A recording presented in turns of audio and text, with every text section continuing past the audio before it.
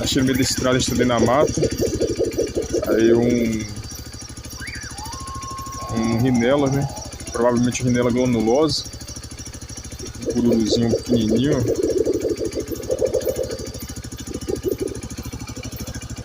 Opa, caiu. É rhinella granulosa mesmo.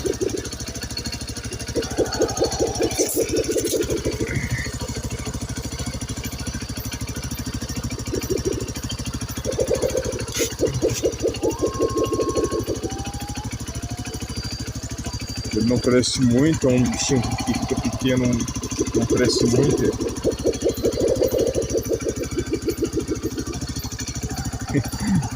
Não vai pra lá pra debaixo da moto não, bota pra cá. Oxi. Dentro da mata aqui, estrada, choveu.